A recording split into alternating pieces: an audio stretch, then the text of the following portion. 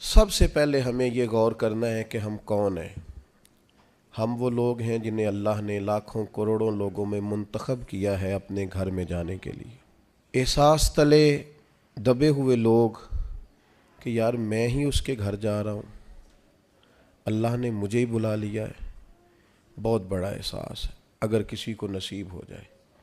انسان کی گردن اٹھتی نہیں، آنکھیں کھلتی نہیں۔ امام حسن رضی اللہ تعالیٰ عنہ صحابہ میں سے کثرت سے جاتے تھے، اور سیدنا عثمان غنی رضی اللہ تعالیٰ عنہ کثرت سے جاتے تھے، تو پیدل جاتے تھے اکثر حضرت حسن رضی اللہ تعالیٰ عنہ۔ لوگوں نے کہا کہ سواریاں موجود ہیں تو پھر آپ کا یہاں سے پیدل جانا، تو فرمانے لگے کہ جب انسان مالک کے حضور جائے تو پھر اسے عاجزی سے جانا چاہیے۔ تو پروٹوکول کی طبیعت چھوڑ کر یہاں جانی چاہیے، اس لیے کہ اللہ تعالیٰ دیکھیں اسلام ہم پر کوئی سختی نہیں کرتا۔ سیدہ عائشہ صدیقہ رضی اللہ تعالیٰ عنہ فرماتی ہیں کہ دو چیزوں میں اگر نبی پاک علیہ السلام کو کبھی اختیار دیا جاتا تھا تو امت کے لیے جو آسان چیز ہوتی تھی اسے اختیار فرماتے تھے، مشکلات نہیں کرتے تھے۔ لیکن حج کے موقع پہ جس کو نہیں ہے عادت تامت باندھنے کی، اسے بھی باندھنی پڑے گی، سب کو ایک ہی جگہ رہنا پڑے گا۔ کیوں؟ اس لیے کہ امت مسلمہ کی وحدت قائم ہو، ایک بولی بولیں، ایک لباس میں ایک جگہ پہ اکٹھے ہوں، کہیں تو مسلمان سارے جمع ہو جائیں ایک چھتری تلے۔ تو سب سے پہلے تو جتنے ہمارے ذاتی پروٹوکول ہیں وہ ہمیں گھر چھوڑ کے جانے پڑیں گے۔ یقیناً لوگوں کے پاس پیسے بھی ہوں گے، عہدے بھی ہوں گے، لیکن اب بھئی آپ سارے ایک جیسے ہیں، اللہ کے مہمان ہیں۔ تو ایک بات تو یہ ضرور ذہن میں رکھنی چاہیے کہ ہمیں اپنے ذاتی پروٹوکول سسٹم کو یہاں ترک کر کے جانا ہے۔ دوسری بات یہ ہے کہ جب کوئی شخص کہیں سے کچھ مانگنے جاتا ہے، لینے جاتا ہے، تو اس کا کشکول سیدھا ہونا چاہیے۔ اس کی طبیعت اس طرح کی ہونی چاہیے کہ وہ کثرت سے استغفار کرے، زیادہ عبادات کرے۔ ہماری عادت نہیں ہوتی، حج ٹریننگ میں ہمیں سارے لوگ یہی بتاتے ہیں کہ زیادہ چلنا چاہیے، اور بالکل صحیح بتاتے ہیں۔ ہم زیادہ چلنے کے عادی ہوں گے تو پھر ہی وہاں جا کے چل سکیں گے۔ لیکن میں ایک بات یہ بھی کیا کرتا ہوں کہ حج پہ جانے سے پہلے نا ہمیں کو 2-3 گھنٹے مسجد میں بیٹھنے کی بھی عادت ڈالنی چاہیے، کیونکہ وہاں ہماری عادت نہیں ہوتی، اور وہاں ضروری کام یہ ہے کہ ہم حرم میں بیٹھیں عبادت کریں۔ 15 دن کا حج عمرہ، اور اس میں اگر ہمارا زیادہ وقت بازاروں میں گزر جائے تو میاں ہم تو عبادت کے لیے آئے، تو ہمیں یہ بھی عادت یہاں سے ڈال کے جانی ہے۔ کم حاجی ملتے ہیں یار ایسے جو کسی کونے میں بیٹھ کے تلاوت کر رہے ہیں، ورنہ تو جب احرام کی پابندیاں ختم ہوتی ہیں تو مینا کے اگلے 2 دن تو پھر ہم ایک دوسرے کا تعارف ہی کرتے رہتے ہیں، حالانکہ اس کا ہمیں کچھ فائدہ نہیں ہونے والا۔ عبادت کے دن ہیں، ریاضت کے دن ہیں، زیادہ سے زیادہ وقت اللہ کے لیے گزارا جائے۔ قرآن مجید نے کہا وَأَتِمُّوا الْحَجَّ وَالْعُمْرَةَ لِلَّهِ، حج اور عمرہ پورا کرنا، پر کرنا اللہ کے لیے، رضا الہی پیش نظر رکھنا۔ سب سے بڑا جرم شرک ہے، اللہ شرک معاف نہیں کرے گا۔ وَيَغْفِرُ مَا دُونَ ذَلِكَ لِمَن يَشَاءُ، اس کے علاوہ ہر چیز بخش دے گا۔ تو یہ جو دکھاوا اور ریاکاری ہے، اس کو بھی نبی پاک نے شرک اصغر کہا ہے۔ کسی جگہ بھی اپنے دل میں یہ حج ایک ایسی چیز ہے جس کی حفاظت کرنی پڑتی ہے، اس کو محفوظ کرنا پڑتا ہے، اس کا خیال رکھنا پڑتا ہے۔ اگر اس کا خیال نہ رکھا جائے تو بڑی ساری محنت اور بڑا سارا پیسہ ضائع ہو جاتا ہے۔ تو عرض یہ کر رہا ہوں کہ ایک تو اپنا پروٹوکول سسٹم چھوڑ جائیں، آرام اپنا گھر چھوڑ کے جائیں، واپس آ کے آرام کیجئے گا۔ اور جو ماہر ہیں نفسیات کے وہ کہتے ہیں کہ اللہ جب بندے کی نیند پوری کرانا چاہتا ہے تو 20 منٹ بھی آنکھ لگ جائے تو نیند پوری ہو جاتی ہے، ورنہ 14 گھنٹے اے سی میں سونے کے باوجود بھی لوگ اس طرح اٹھتے ہیں کہ ان کا دل کرتا ہے ایک پیناڈول کی گولی مل جائے نا، کبھی جسم دکھ رہا ہے۔ تو نیند پوری کرنے نہیں وہاں جائیں، آپ آرام اور غصہ یہ 2 چیزیں گھر چھوڑ کے جائیں۔ خاص کر کے کہا وَلَا جِدَالَ فِی الْحَجِّ، حج میں جھگڑا نہ کرنا، اور بالخصوص جو اپنی فیملیز کے ساتھ جا رہے ہیں ان سے خاص کر گزارش ہے کہ وہ بالکل اپنے سارے معاملات، فیملی کی بحثیں گھر چھوڑ کے جائیں۔ غصہ نہیں کرنا وہاں جا کے، آرام پسند نہیں ہونا، گھر آ کے کریں گے انشاءاللہ۔ وہاں ویسے کوئی وہاں بے آرامی نہیں ہے، لیکن جو ہم عادی جس آرام کے ہوتے ہیں وہ بھی بہرحال وہاں میسر نہیں ہوتا۔ دوسری بات، ذوق شوق بڑی ضروری چیز ہے، سرمایہ ہے انسانی زندگی کا۔ حضرت شیخ ابو بکر شبلی رحمۃ اللہ علیہ سے کسی نے کہا تھا میرا اپنی بیوی سے بڑا سخت اختلاف ہے اور سال بھی بڑے گزر گئے ہیں، بچے بھی جوان ہیں،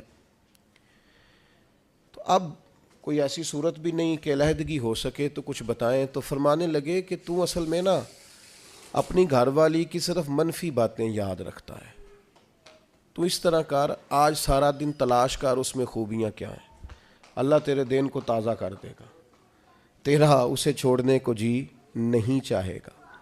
اپنے آپ کو تازہ رکھنے کے لیے ہمیشہ مثبت چیزیں پیش نظر رکھنی چاہیے۔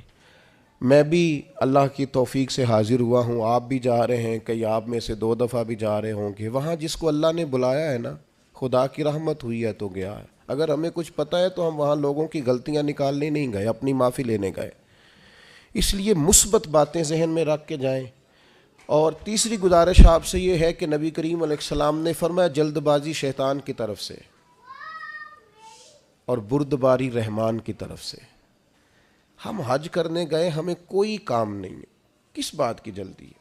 آپ اطمینان سے اپنے سارے حج کے ارکان کو ادا کریں، اطمینان سے آپ عرفات میں دعائیں مانگیں، کچھ بھی نہیں ہوگا، آپ کو معذور لوگ پیدل چلتے نظر آئیں گے وہاں۔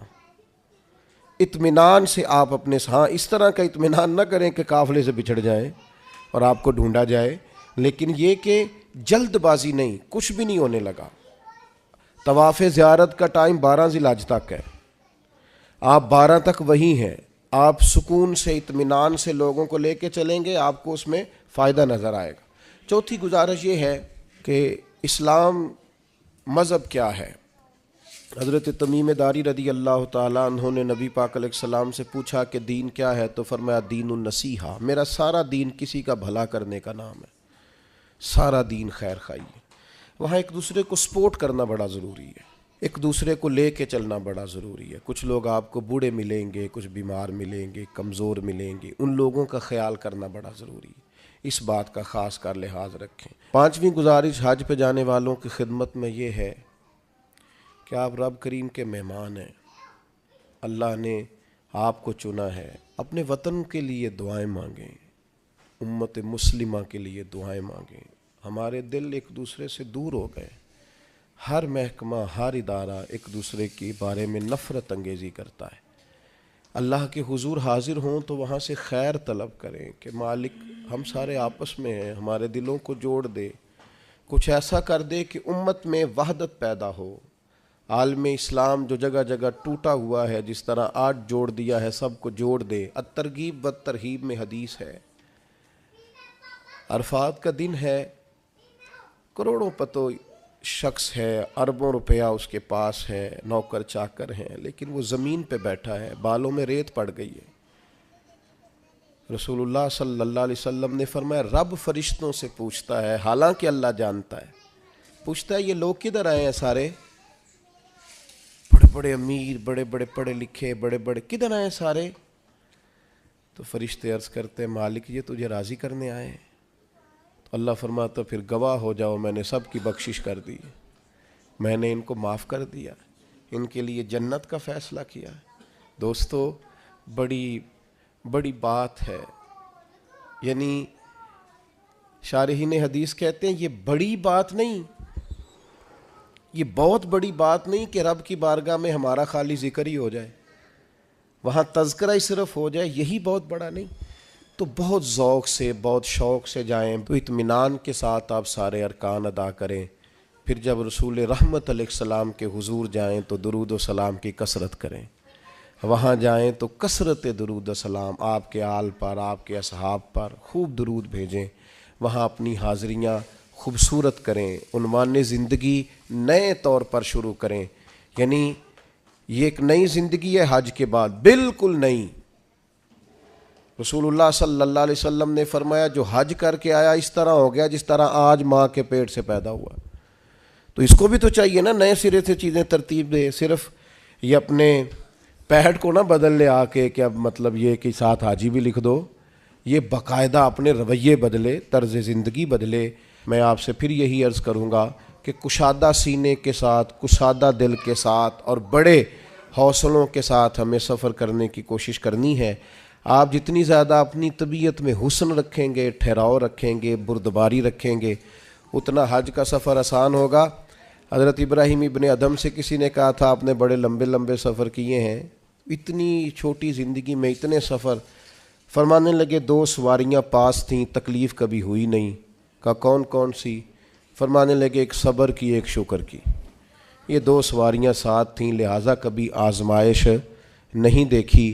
آپ کو بہت سارے لوگوں نے کہا ہوگا کہ حج میں مشکلات آتی ہیں، سب کی رائے اپنی جگہ پہ درست ہے۔ میری رائے یہ ہے کہ جو مالک بلاتا ہے وہ سارے راستے آسان کیے دیتا ہے، کچھ بھی نہیں ہوتا، ہر چیز بڑی آسانی سے ہو جاتی ہے۔ ہم نے تو یہ دیکھا ہے، جو یہاں بہت تھکتے تھے نا، ہم طواف زیارت کے لیے گئے تو سب سے اوپر جگہ ملی طواف کرنے کی، کچھ پتہ نہیں چلتا، اتنی آسانی سے سارا کچھ ادا ہوتا ہے۔ بڑی چیزیں تو ویسے ہی بندہ بھول جاتا ہے۔ بہت ذوق سے جائیے، بہت شوق سے جائیے، اور بڑا آسان ہے بھائی۔ اب تو استری نہیں ٹوٹتی حاجی صاحب کی، گھر سے بھی دروازے پہ گاڑی، اور وہاں آپ کے پاس ٹیبل اور کھانا۔ تو یاد کیجئے نا ان لوگوں کو جو بحری سفر کرتے تھے یا پیدل جاتے تھے، اور جاتے تھے اور کرتے تھے اور سب ہوتا تھا اور ٹھیک ٹھاک لوٹتے تھے، اور آتے تھے تو لمحہ لمحہ شکر کرتے تھے۔ تب آپ دیکھیے کتنی آسانی سے سارے کام ہوتے ہیں، کتنی سہولیات ہیں۔ بس ذوق شوق، تحمل، بردباری، محبت، پیار، استغفار۔ ابھی سے موبائل کو وقت دینا کم کر دیں۔ موبائل کی جگہ تسبیح لے لیں ہاتھ میں، تسبیح ہاتھ میں ہو تو چلتی بھی رہتی ہے، کچھ نہ کچھ بندہ پڑھتا بھی رہتا ہے۔ اور اگر موبائل رکھنا بھی ہے تو قرآن مجید رکھیں اس کے اندر اور تلاوت کریں، اور اللہ تبارک و تعالیٰ کی یاد میں وقت گزاریں۔ تھوڑے سے تنہائی پسند ہوں، پھر دیکھیے حج میں عبادت کی کتنی لذت آتی ہے۔ دل کی گہرائی سے دعا کرتا ہوں اللہ تعالیٰ اس سارے قافلے کے سفر کو آسان کرے۔ کچھ باتیں حقیقت ہوتی ہیں اور کچھ یوں لگتا ہے کہ یہ شاعرانہ تخیل ہے، اور شاید کسی اچھے ادیب کی گھڑے ہوئے جملے ہیں، یا کسی اچھے مقرر کی اچھے لب و لہجے کا شاخسانہ ہے۔ کسی شخص نے کہا کہ مجھے بھوک لگی تھی، میں نے روٹی کھائی، میرا پیٹ الحمدللہ مزیدار کھانا کھا کے بھر گیا۔ یہ تو ایک حقیقت ہے، بات فٹافٹ سمجھ میں آ گئی۔ ایک شخص نے کہا کہ میں شدید پیاس کے عالم میں تھا، پھر میں گھر پہنچا، ٹھنڈا اور مزیدار شربت مجھے پلایا گیا تو میری طبیعت بڑی سیر ہو گئی۔ یہ بات بھی بالکل سمجھ میں آتی۔ لیکن ایک شخص نے کہہ دیا کہ یار میرے بیٹا روٹی کھا رہا تھا تو اس نے جب تسلی سے روٹی کھائی تو میرا پیٹ بھی بھر گیا۔ اب یہ بات تھوڑی ٹھہر کے سمجھ میں آتی ہے، یہ فٹافٹ سمجھ میں، لوگ کہتے ہیں تو شاعری ہے، یہ تو تخیل ہے، یہ تو آپ نے ادیبانہ جملہ بولا ہے۔ یار میرے دوست بڑا پریشان تھا تو مجھے رات کو نیند نہیں آئی، تو لوگ کہتے ہیں یار یہ فٹافٹ ہضم ہونے والی بات، اس پہ تھوڑا وقت لگتا ہے کہ گھر میں دوست پریشان تھا تو اس کی وجہ سے مجھے رات کو نیند نہیں آئی، تو ذرا تھوڑا سا نا اس کو سمجھنے میں ٹائم لگتا ہے۔ وہ بیٹا سعودی عرب میں رہتا تھا تو اماں اس کی رات کو فٹافٹ اٹھ کے بیٹھ گئی گھبرا کے۔ خاوند نے پوچھا تجھے کیا ہوا؟ تو کہنے لگی مجھے لگتا ہے کہ بیٹا نا پردیس میں کچھ پریشان ہے۔ تو کئی دفعہ وہ والد صاحب مذاق بھی اڑاتے ہیں، کہتے ہیں تجھے کوئی غیب کا علم ہے؟ سو جا چپ کر کے، اچھا بھلا تھا میری ابھی شام کو بات ہوئی ہے۔ یعنی اتنی جلدی بات یہ شعور میں آتی، صحیح کہہ رہا ہوں؟ یہ مطلب میں نے کھانا کھایا میرا پیٹ بھر گیا یہ تو سمجھ میں آئی، لیکن میرے بیٹے نے کھانا کھایا اور میرا پیٹ بھر گیا یہ سمجھ میں نہ آئی۔ میں پریشان تھا، رات بھر میں سو نہ سکا، یہ تو سمجھ میں آتی ہے، لیکن میں پریشان تھا اور میری وجہ سے میرا دوست ساری رات بیدار رہا، یہ بات سمجھ میں۔ یہ لوگ اس کو شاعرانہ بات سمجھتے تھے، لیکن میرے رب کریم نے اس بات کو قرآن پاک میں بیان فرما دیا۔ لَقَدْ جَاءَكُمْ رَسُولٌ مِّنْ أَنفُسِكُمْ، فرمایا تحقیق میں نے تمہیں میں سے تمہیں رسول عطا فرمایا ہے۔ عزیز علیہ ما عنتم، ذرا آیت کا لطف لیجئے گا، مزہ لیجئے گا۔ فرمایا تم اگر مشکل میں پڑو نا تو یہ بات میرے نبی کو تکلیف دیتی ہے۔ امت اگر پریشان ہو تو حضور پر گراں گزرتا ہے، حضور پریشان ہوتے ہیں۔ نبی پاک کو تکلیف ہوتی ہے اگر امت آزمائش میں ہو. عزیز علیہ ما عنتم، میں نے کہا کہ یہ بات اتنی جلدی ہضم ہونے والی نہیں تھی، پر رب کریم نے جب قرآن میں بیان کر دیا، جب اللہ نے اسے اپنے محبوب کی شان میں نعت بنا کے نازل کر دیا کہ میرے محبوب کے غلاموں تم اگر کبھی آزمائش میں ہو تو میرے رسول پر یہ بات بوجھ بن جاتی، اور فرمایا حریص علیکم، وہ تمہاری بھلائی چاہنے میں جلدی کرتے ہیں، جلدی کرتے ہیں. وبالمؤمنین رؤوف الرحیم، مومنوں پہ رؤوف بھی ہیں اور رحیم بھی.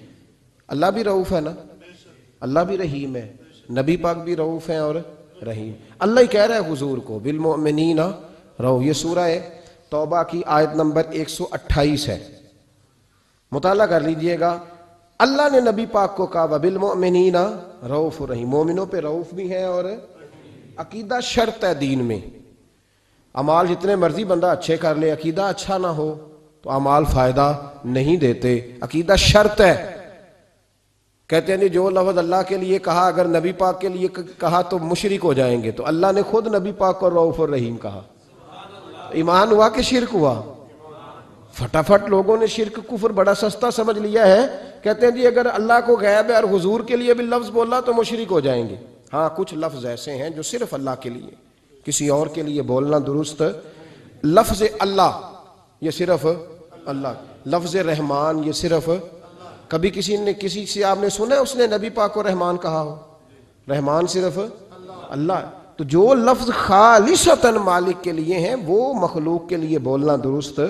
اور اگر اللہ خود کہے اپنے نبی کو رؤوف الرحیم، دیکھیں نا اللہ سنتا ہے نا، تو آپ اللہ معاف کرے نہیں سنتا. بہت سارے دوست چوپ رہے ہیں، شاید نہیں سنتا. مجھے کسی شخص نے پوچھا جی اللہ سنتا ہے؟ جی میں نے کہا سنتا ہے. تو اس نے کہا آپ سنتے ہیں؟ تو کیا کہوں اسے؟ بہرا ہوں میں، حالانکہ مجھے سنتا ہے. تو شرک ہو گیا، کفر ہو گیا. بھئی اللہ سنتا ہے، سنتا ہے. تو اس نے کہا جناب سیٹھ صاحب، استاد جی، سر جی، پروفیسر صاحب، ٹیچر صاحب، علامہ صاحب، مفتی صاحب، قاری صاحب، والد صاحب، آپ بھی سنتے ہیں؟ کبھی سنتا ہوں. اب یہ تو کہہ نہیں سکتا کہ میں نہیں سنتا. بس ایک فرق ہے، وہ یاد رکھے کہ جس طرح اللہ سنتا ہے اس طرح بندہ نہیں سن سکتا، چونکہ اللہ کی جو سماعت ہے وہ ذاتی ہے. بندہ اتنی دیر تک نہیں سنتا جب تک اللہ اسے کان نہ عطا کرے. یہ فرق یاد رکھیں، یہ فرق ہے. کوئی کفر نہیں ہوتا، کوئی شرک نہیں ہوتا، لیکن لوگ بازاروں میں نکلے ہوئے ہیں کفر، شرک اور بدعت کی پوری پٹاریاں بانٹتے ہیں اور مفت تقسیم کرتے ہیں. فی سبیل اللہ معاذ اللہ ثم معاذ اللہ. میرے بھائی یاد رکھیں قرآن نے کہا نبی پاک کو وبالمؤمنین رؤوف الرحیم. ہمارے ہاں نا معاشرے کے اندر کچھ چیزیں ایسی ہیں جو آہستہ آہستہ زور پکڑتی جا رہی ہیں. ان میں سے ایک چیز ہے خود غرضی، خود پسندی، اپنی ذات اور اپنی سوچ کے دائرے میں بند رہنا. وہ اقبال نے جو کہا تھا نا، اگرچہ بت ہیں جماعت کی آستینوں میں پر مجھے ہے حکم ازاں لا الہ الا اللہ. میں نے دیکھا ہے ہماری اپنی جو چھوٹی چھوٹی جماعتیں بن جاتی ہیں وہ اپنے اپنے خول میں بند ہو جاتی ہیں. انہیں خیر اپنے پاس نظر آتی ہے، جو پیچھے لگے ہوتے ہیں ان میں نظر آتی ہے، نہ ادھر نظر آتی ہے معاذ اللہ اور نہ ادھر. خود غرضی، خود پسندی، اپنی ذات کے دائرے میں بند رہنا محدود کر دیتا ہے انسان کو. خدا مجھے ایسی خدائی نہ دے کہ اپنے سوا کچھ دکھائی نہ دے. اور پھر اس کا لوگوں نے ایک اور ترجمہ کر لیا ہے اپنے آپ کو سمجھانے کے لیے، اپنی طبیعت کو لگانے کے لیے ایک اور ترجمہ کر لیا. وہ ترجمہ کیا ہے؟ وہ کہتے ہیں کہ میں کسی کے ذاتی معاملات میں دخل نہیں دیتا. ذاتی معاملات میں دخل دینا